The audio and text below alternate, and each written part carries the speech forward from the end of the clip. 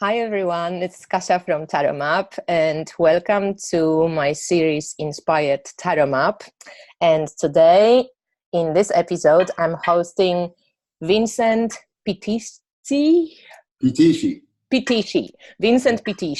And you might not know Vincent, so that might be a surprise for at least some of you, because I know for sure that some of you know Vincent, but I definitely think everybody should know Vincent, so that's why I invited him.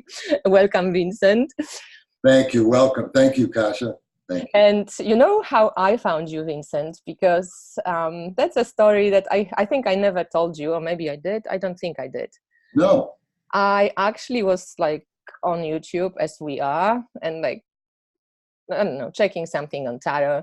And then I saw this talk of yours that you did for Theosophy House at some point.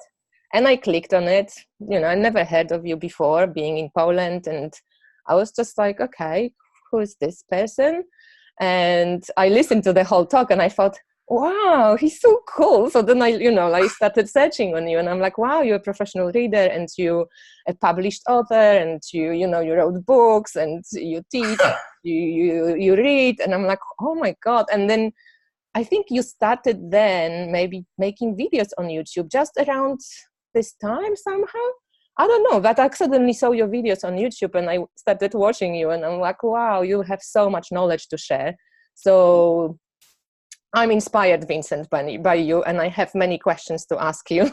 Oh, wonderful. Thank you. Thank you. Yeah, so let's start with this first question that I ask everybody. So, Pitisci, Vincent, is it Italian? So what's your heritage and where you come from? It's Italian, and my father's side is both grandparents from Italy.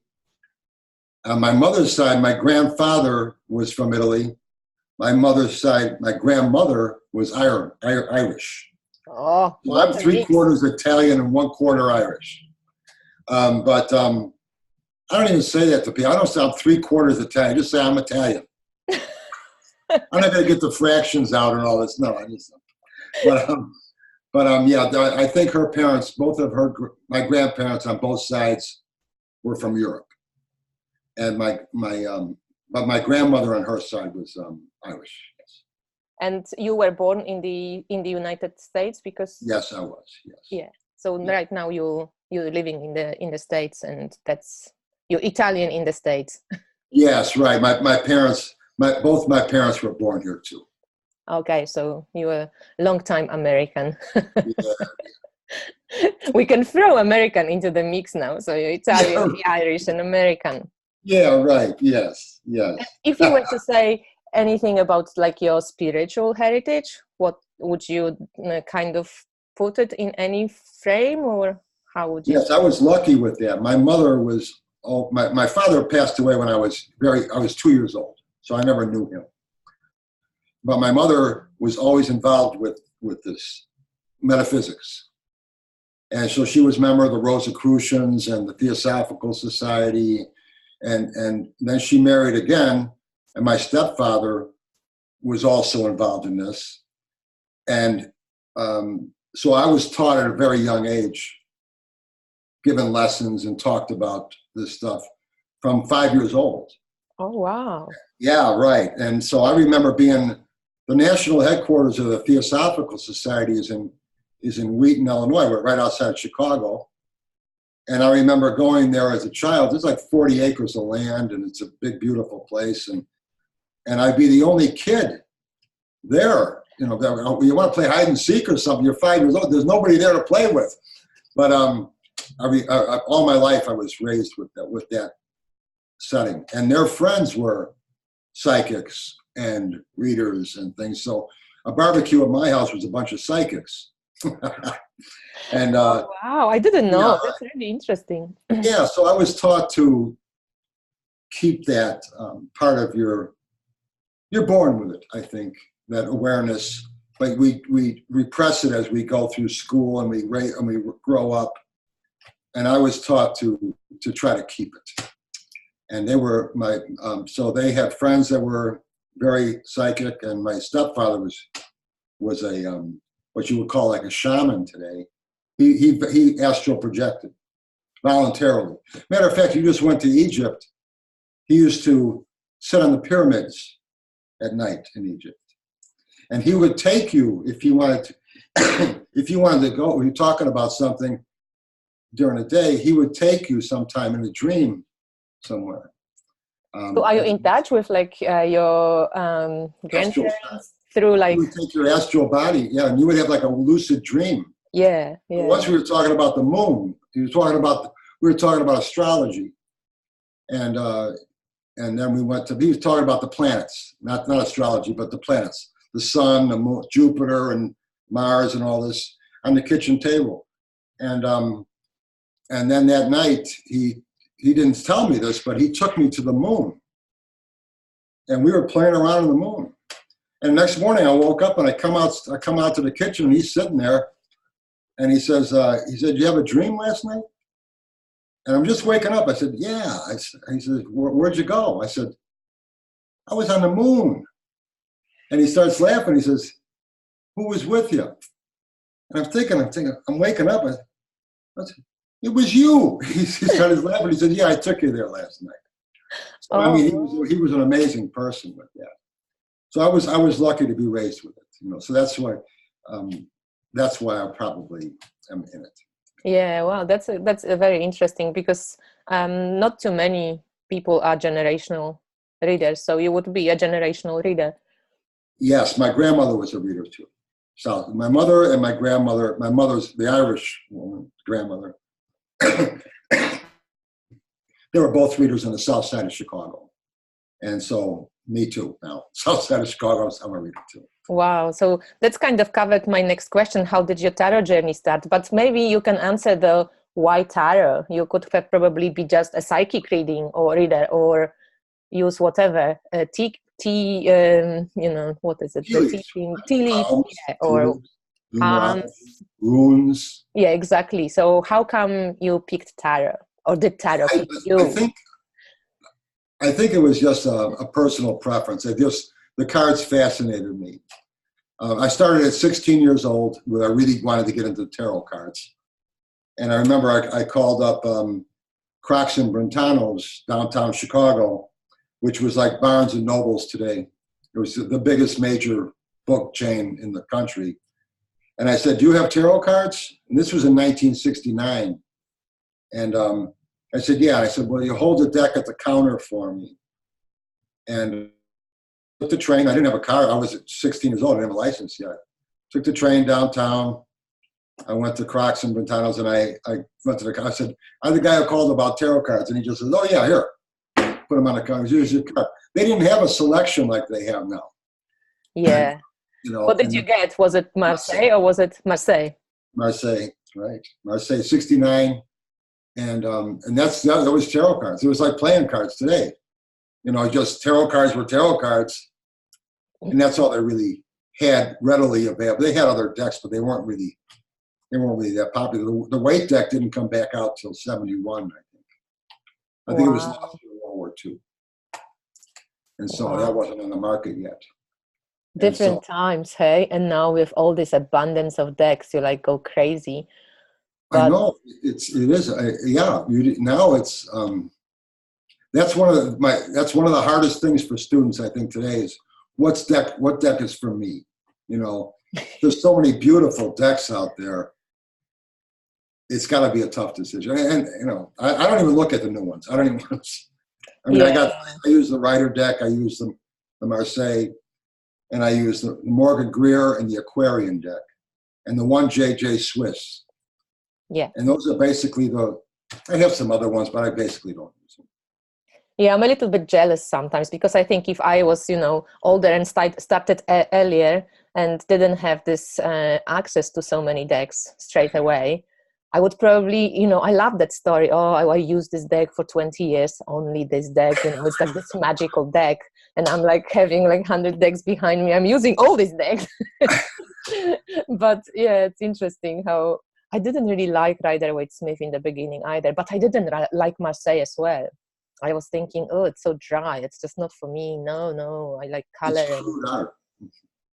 But that changed for me much. And, you know, I went through my like I love Marseille now, so it's one of these beautiful systems, I think. So what do you think about TOF? I know I asked you this before we recorded, but maybe for the sake of Natalia, Well, you for can. Natalia, yeah, right. I think the Toth, I think it's a great deck. I think it's a very deep deck. And I would say the only thing I would tell you, if you're going to use the Toth, you're probably going to be limited to just that deck.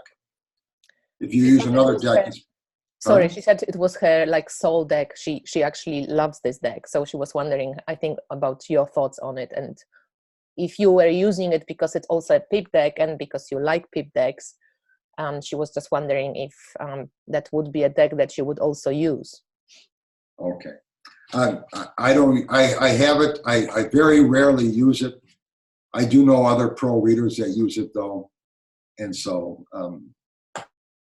personal preference, I would say, I don't really use it that much, but it's a great deck. If you like it, by all means, use it. Yeah. As we were talking, it's pretty heavily on esoteric as well. So it's one of those decks that you would probably want to explore this esoteric knowledge behind it as well, if you wanted to use it, because it would be a pity to waste it all if you didn't want to get into it, I think. Sure, I agree. So tell me about these books of yours. I don't have them yet, so I unfortunately can't say, hey, I read this and I'm sorry, but not yet. And also I'm thinking, are they for beginners or are they for intermediate people? Do I still get them, or is it now maybe I'm so smart that it's too late? So you published The Genius of the Tarot and The Essential Tarot. These two, yes? And yes. So can you tell us just briefly maybe a little bit about each of them and maybe what the differences between of them is or are? Because I've seen quite a few people were interested in like which one to get and what's the difference between them, and yeah. Okay, yeah. The reason I started writing books on the tarot is because I found a great discovery about why the tarot works. And that's something that's never been able to be answered before. That's the biggest mystery of the tarot. Why does this system work? And so most other books on the tarot will start out by saying, we don't understand why it works, but if we know if you do this, this, and this, and this, you get good results. Or that hasn't been revealed to us yet, or something that's it's not conclusive on why it works. But I found a breakthrough on why it worked, and so I had to write about it, and that's when I wrote Genius of the Tarot. And Genius of the Tarot, I talk about more about this Genius of the Tarot. And I talk about how I see it as a mind map, a card spread as a mind map. And this is why I think it's an effective tool, except for it's a verbally expressed mind map instead of drawn out on paper. The finer branches of the mind map are the interpretation the reader does from each position that the card is laid in. And that was something I thought was interesting. But the book is written about how to read tarot cards. So it has a wide range. It's good for a novice. It's also good for an experienced reader because it's a different twist on it. But I also have the traditional meanings in there as well. And I really go deeply into the application. I like to go into the application. About 60 pages of the book talk about application of 3 different card spreads, the Celtic Cross and 2 others. But I think the card spread is important to look into in depth. But I also go into the alternative meanings of the cards that you could have, along with a traditional meaning in there as well. So it really has a wide range of different things in there. And then the last chapter of the book is called Conversations, where 5 of the cards come and visit me and we talk on a personal basis. To just sort of throw a personification of the card, what kind of a personality would the devil have if he's sitting here talking to like you and me right now? Yeah, that's kind of a cool exercise for people to do as well. Like if they want to just, get to know the cards and kind of free up a little bit of this creative spirit. That's cool. I agree, and it was a fun chapter to write, and people like that. So it has a lot of different things in there. And then when I wrote Essential Tarot, Unlocking the Mystery, that was in 2015, 3 years later, and it's because I found even more information about the creative thinking techniques and how they parallel with the card reading, called conceptual blending. And that's when I really started to understand more about creative consultants today and creative thinking techniques used in think tanks, and this term conceptual blending. And I found out that what a creative consultant is doing is really identical to a card reading, by breaking a question apart into sections, like a card spread, and then to find new ideas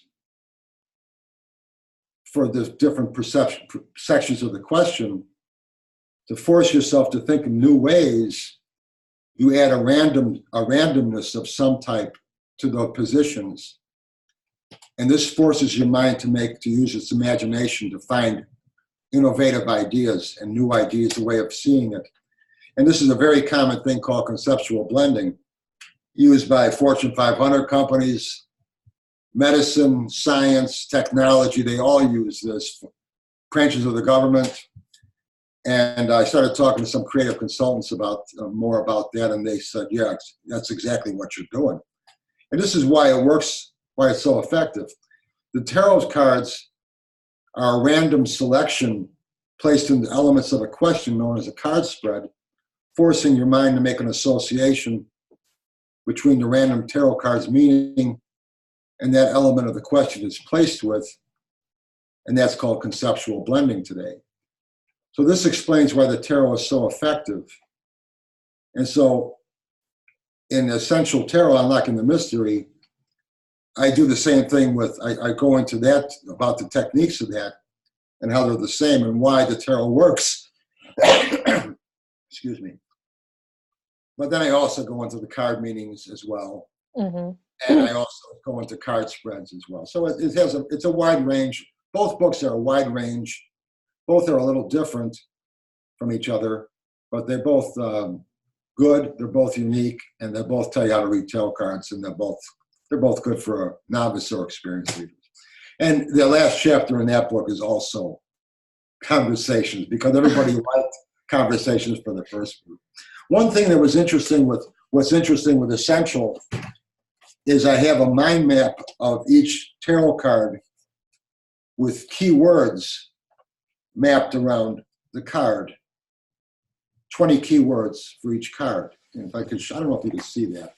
Yeah, I think, well, wait a second, I'm just going to change the view for you to be big. Yeah. Okay.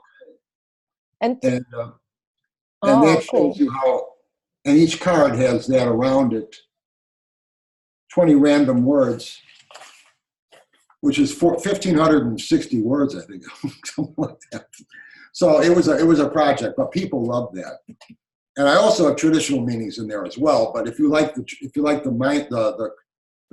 keyword meanings instead, it's a lot easier to get an idea what you think the card means to you. Yeah.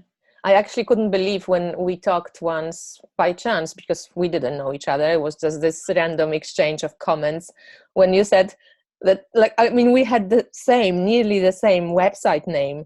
You had Taro Maps, yes, and I had Taro Map. And I'm like, oh my God, that's like so funny. Like, I'm your daughter. Yeah, right.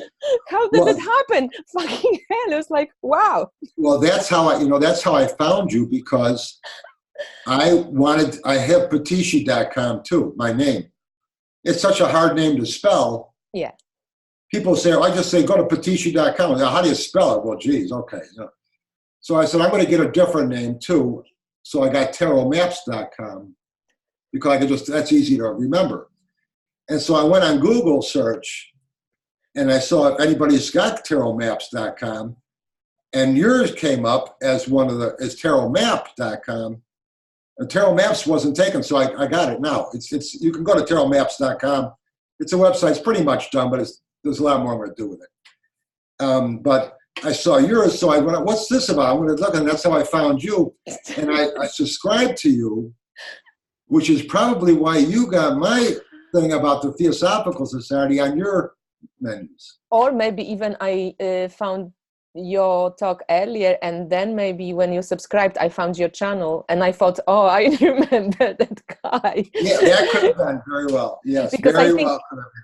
I think your talk was about why Taro works. I think that was that talk, and I was like, did he find the answer? I want to know.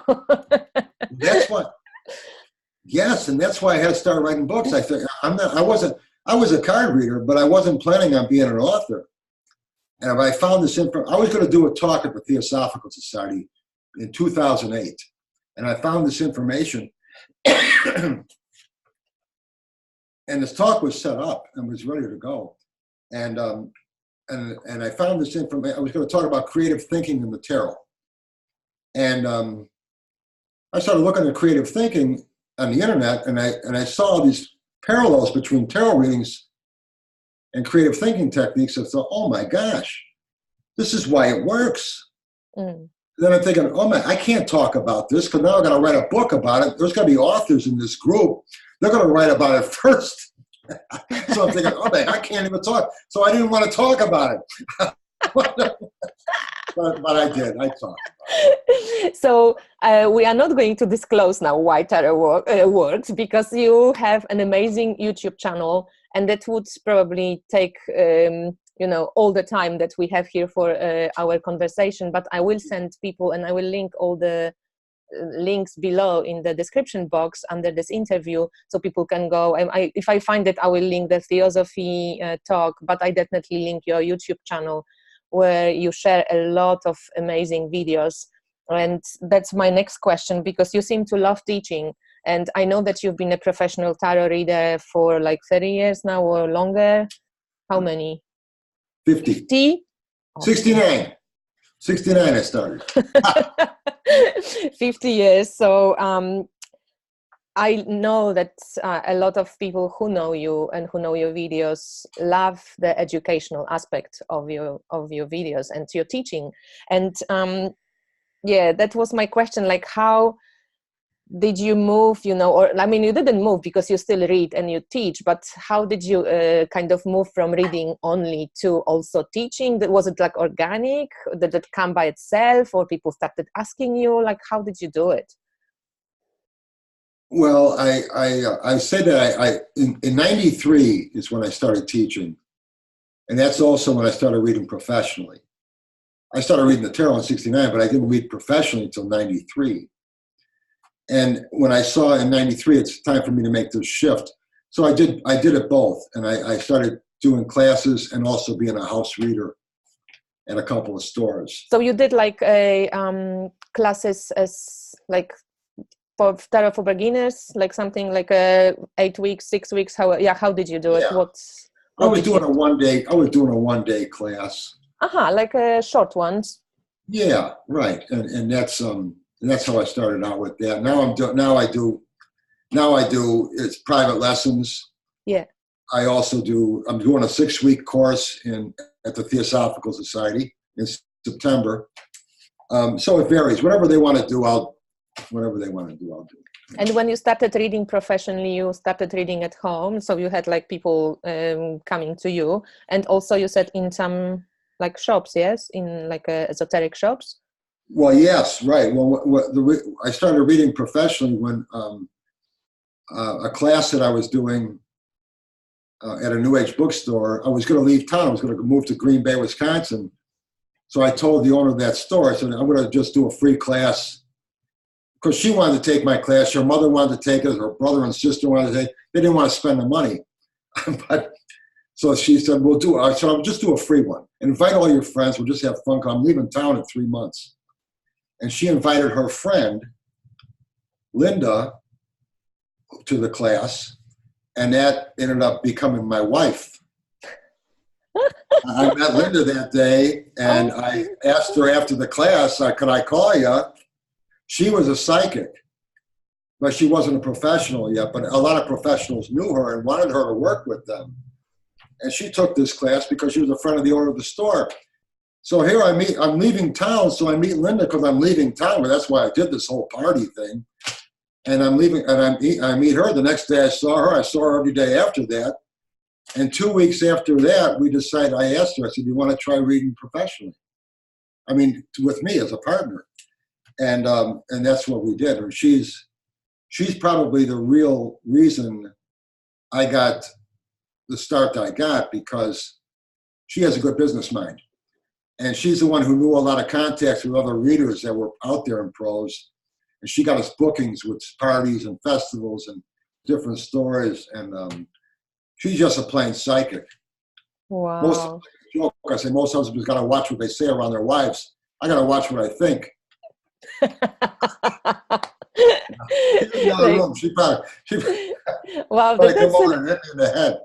That's an awesome story, though. So you both, like, she reads still as well, or? Yes, she reads still. She had a business in LaGrange, right outside Chicago, tanning salon, massage, and nails.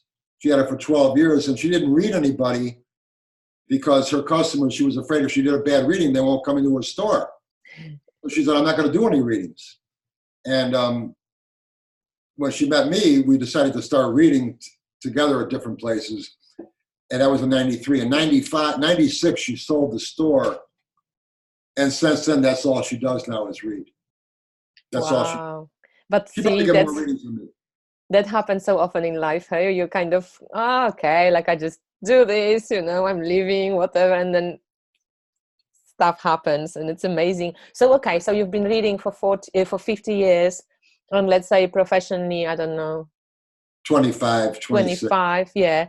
So still 25 years being in one profession, that's a long time. So did you get bored? Did you ever had like moments of like, I want to quit? Or was it just kind of constant, you like it so much? Or tell us something about it, because I've been reading only for 5 years professionally. And sometimes I get like, I need to have something else also, like I like to create, so I like to use my hands. So I love Taro and I love reading, but I would love to move to teaching more, and like I just need like change. Like just be just be a reader seems to be just, I don't know. So how did you do it? Well, one thing with that, when you're in business for yourself, you can set the pace. Because if you want to try teaching, I know you would be a wonderful teacher. But if you want, I know you are a good reader. I could tell just by talking. It takes one to know one. And but if you want to do something a little different in your readings, or if you want to start teaching or something, I think you want to start doing fairs or festivals, or you want to just do house parties, or you want to do phone readings. There's so many different aspects of reading. We did the psychic hotlines. We did corporate events.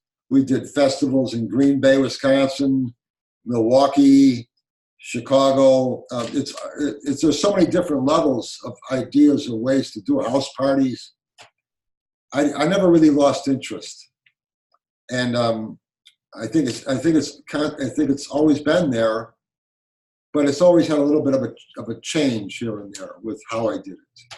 Yeah, that helps, hey, when you kind of can, because it feels like a little bit different job each time, because it requires a little bit different skill and attitude also, because that's important. And I think, yeah, I totally hear what you're saying, like to have different avenues, even if it's still only reading, let's say, but you do different readings. Here is with corporate people, you would behave differently than at the very, I don't know, hippie festival and so on. So it's kind of interesting because it's, I don't know, I just love to, change. So that's a good advice for me. Well, if you have any festivals near you that are annual, like some holiday, some special celebration type of thing, if you become a vendor there, and you get $100 tent and you put it up and you put psychic readings in. Those are nice. Those are fun. You might want to think about. Those are just fun because it's fun entertainment type of readings. People going on a Ferris wheel. People going over here doing that, and they're going to get their reading. It's fun, and those are fun to do. And plus, it's every year. So if you're there every year, you build up clients. And like, I gotta go get our reading this year. And it's. So things like that, you could do all sorts of different phone readings, and there's just a lot of different variables. So would you say from your kind of like all these 25 years, mostly you would do the one-on-one readings, or would be like half-half, or? I would say one-on-one. Half of them are phone readings now, and the other half are face-to-face. Maybe even a little bit more phone readings. Because if you're reading I read at New Age bookstores, let's say.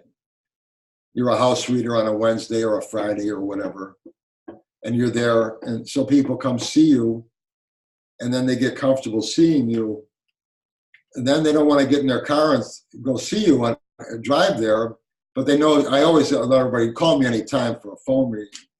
It's easy, you know, that if once they know who you are and how you read, they say, I'm going to call Vincent, just get a reading on the phone.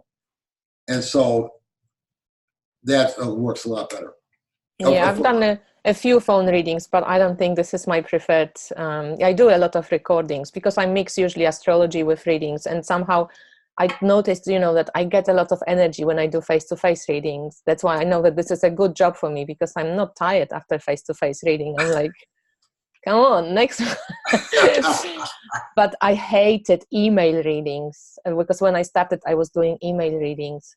Oh, I never did. I just had no patience for that. So it was really, I'm glad that like I evolved, and I still keep evolving, you know, that I could choose the way I do it, and it kind of works.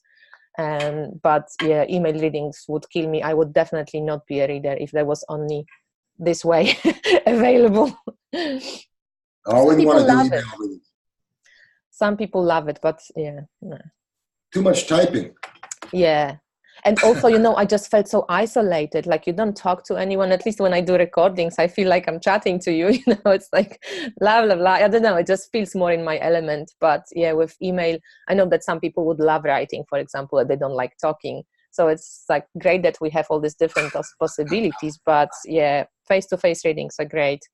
Even though I have to say that with the type of readings that I do with astrology as well, sometimes it's even nicer not to have someone ask questions or put, you know, ideas into your head. So then you kind of say what potentials you see, and then sometimes that helps actually the person to rise up, rather than they kind of sometimes, you know, with like when you do a reading and a person comes up with their own ideas, and sometimes you already put on this level when it's hard sometimes to like lift them up because they already, you know. So sometimes it's good to be not in touch with that person, in a sense, from astrology and tarot, like how I do it. It kind of doesn't really disturb me so much, but I prefer to do it face to face. Well, it has its advantages, and it is nice to, especially if you're regular clients, they get to see you, they look forward to it. And I feel like I have a lot of regular people that come see me. When we first started doing phone readings, though, it was before the credit card thing. It was how long ago? Before, it was I don't know, 96 or so, probably right around that time. So what did you do? Well, how was it like?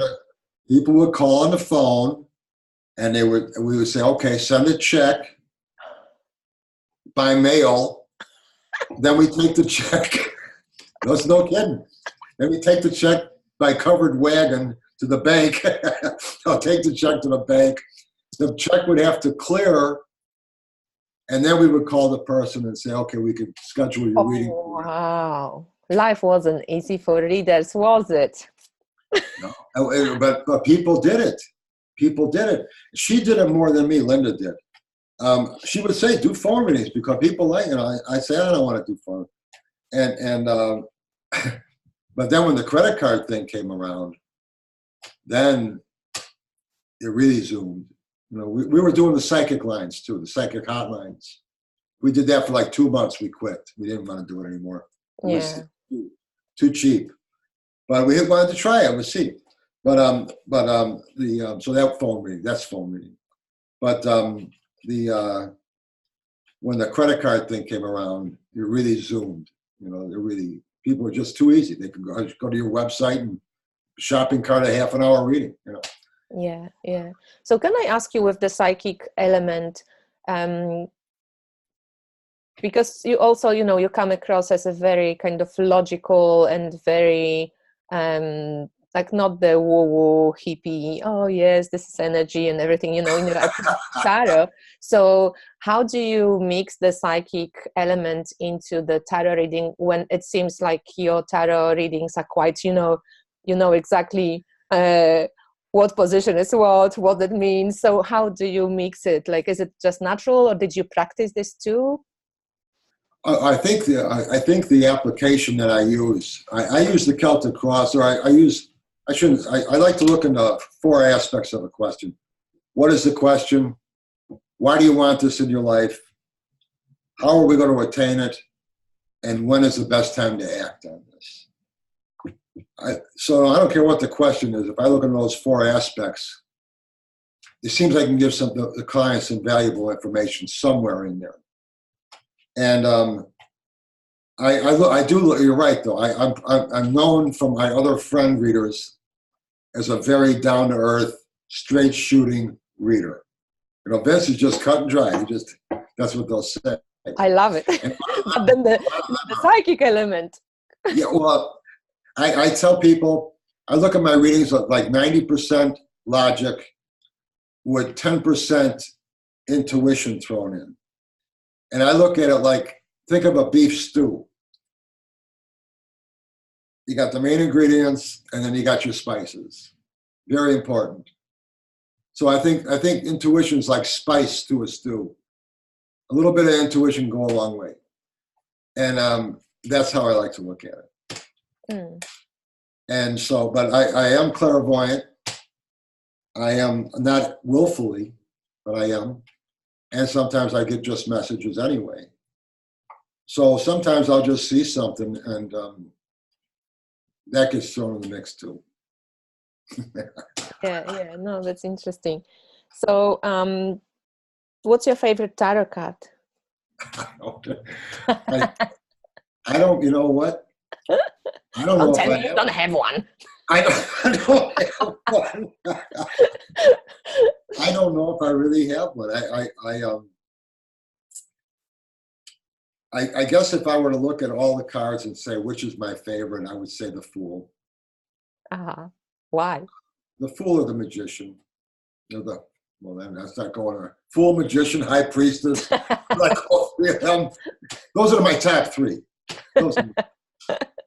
I can't narrow it down from there. I like the Magician because I like the Fool because you don't know what he's going to do. And the Fool isn't really the Joker in the regular deck of playing cards. It's like that's supposed to be you on your life journey. And so I think that's a pretty important card. But I like the Magician, the Fool, you don't know what he's going to do. And he doesn't even know what he's going to do. He just plays it by ear. But the Magician, he tells you exactly what he's going to do. And then he does it. And he awes you, so that's kind of cool too.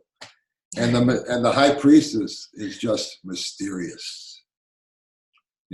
Nobody knows what she's gonna do. Yeah, right. Just that's mysterious. But she knows what she's doing. Yeah, right. But she won't show you.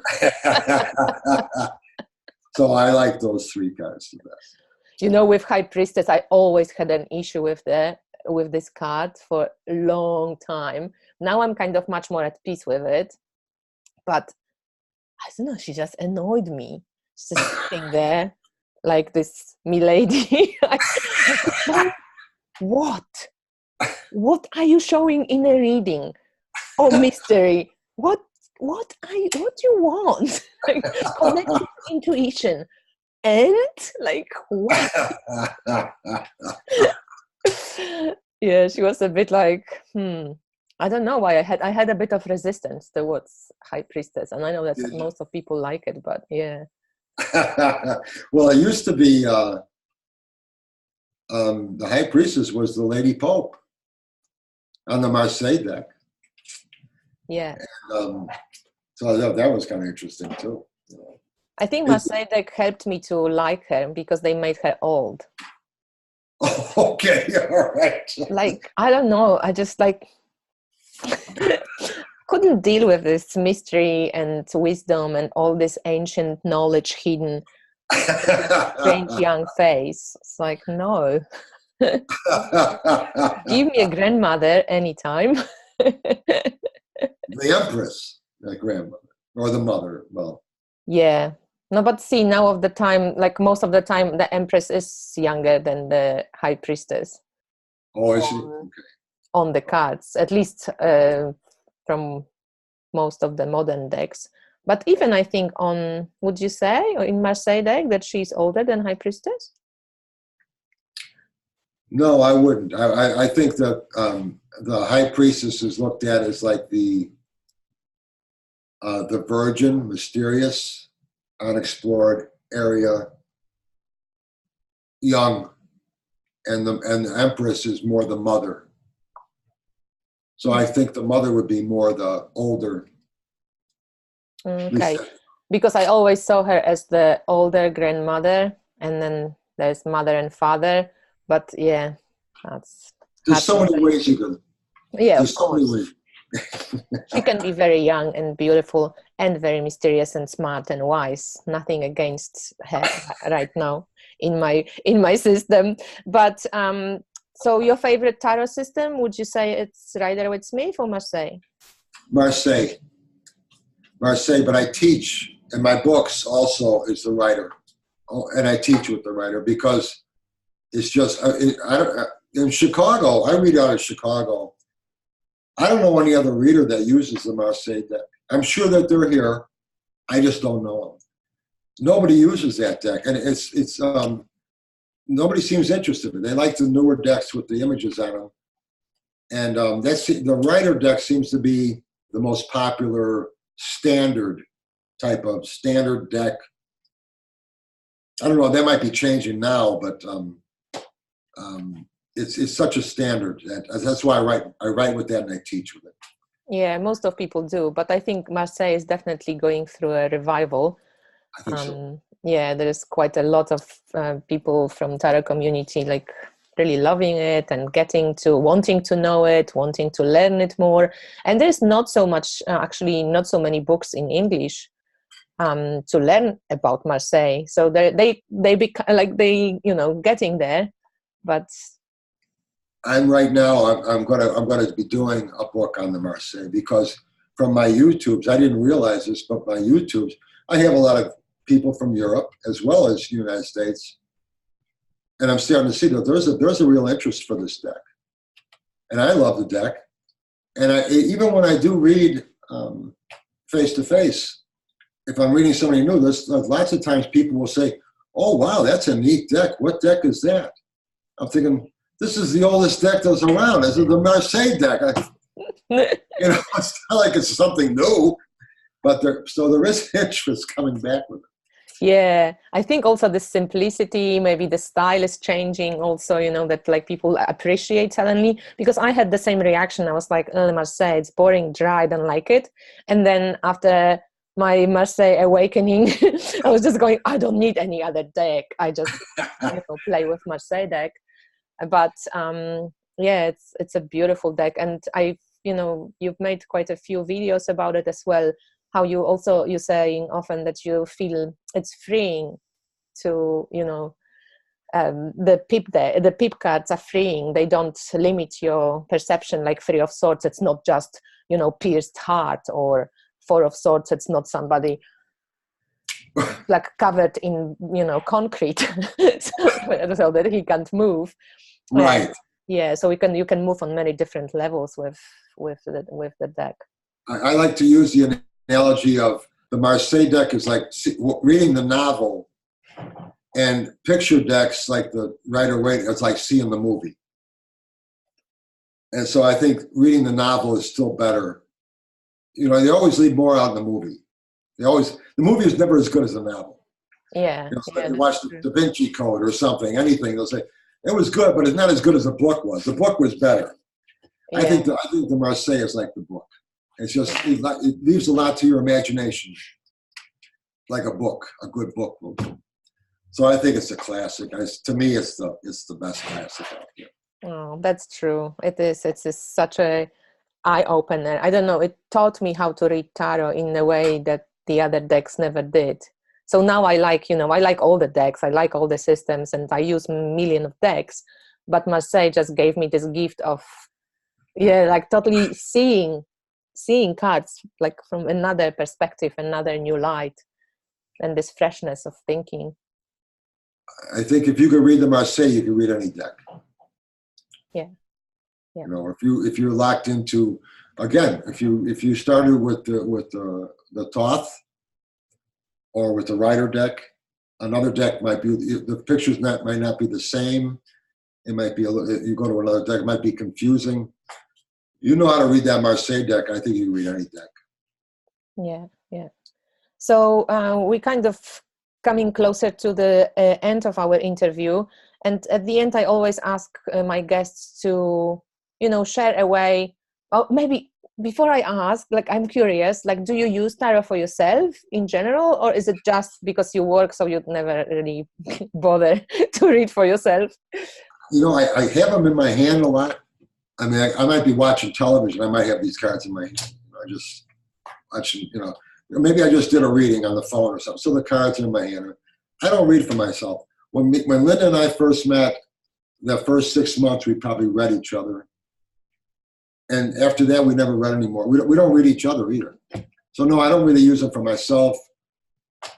They're always in my hand, but I don't really read myself. You know? Yeah, and you don't use it for any type of, you know, like self-exploration or meditation or anything? No. Okay, so what's your favorite way then to use those cards, and what can you share with our listeners so that they can maybe try at home, or something, you know, that you think might be good for people to try? Well, I think the best thing, a good way to learn the cards, I think, is to practice with the 3-card spread. I think a lot of people would say that. It helps you put sentences together or messages together based on more than one card. It's a blending of the cards together. I think that's a good way to look at the cards and to use them. Another thing I think is I like to have the attitude, the way I teach, is I look at I try to think of the cards as a deck of ideas, not so much memorized meanings, as a deck of cards that spark ideas for you. And so the ideas that you get might be different than the ideas of another person gets. It doesn't make any difference. There's no right or wrong, who's right, who's wrong.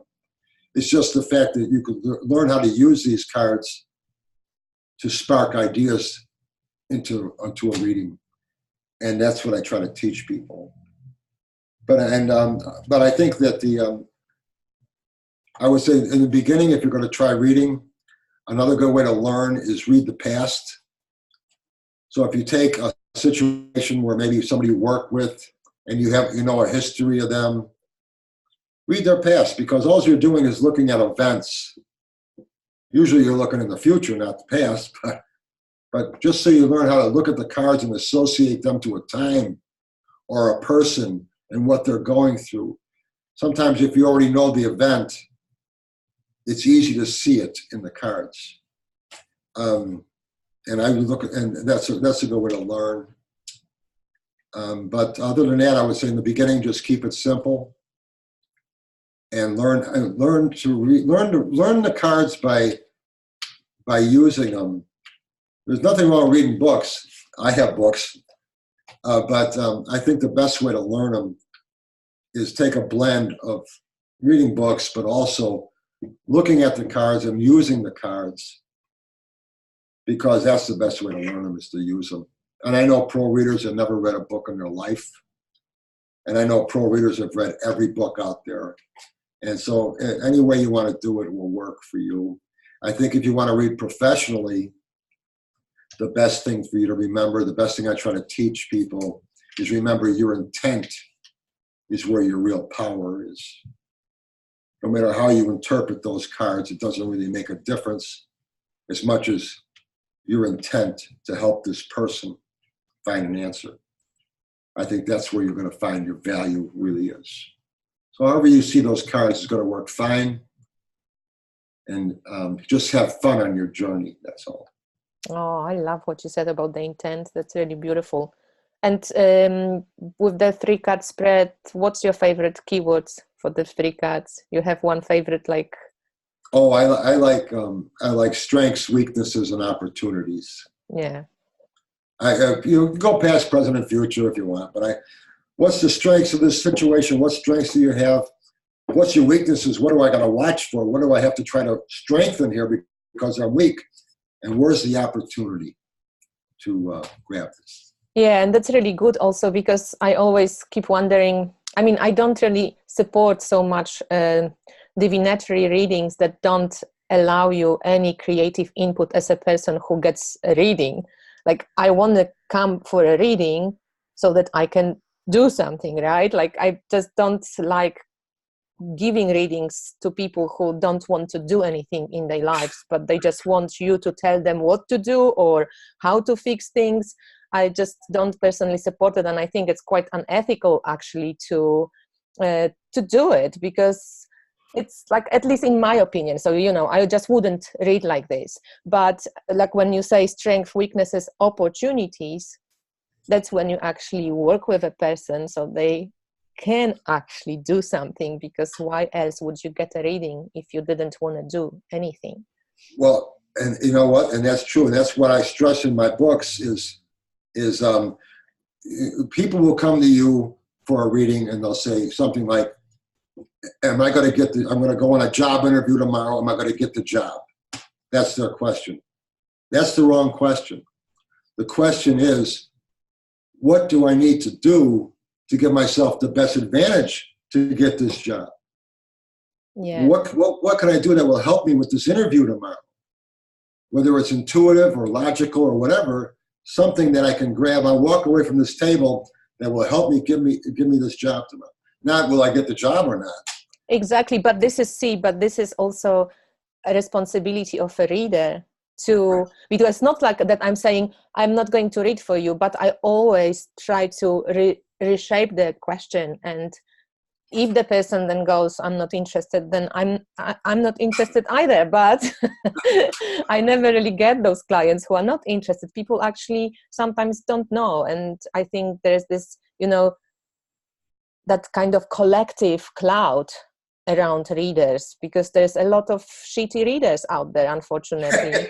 And I just love to break through this myth also of, how tarot is used and how it's just a divination and you go and it does work. Sometimes it works, sometimes it doesn't, and you can't do anything with it, and you just, ask those questions and the readers are supposed to, I don't know, tell you what you should do in your life.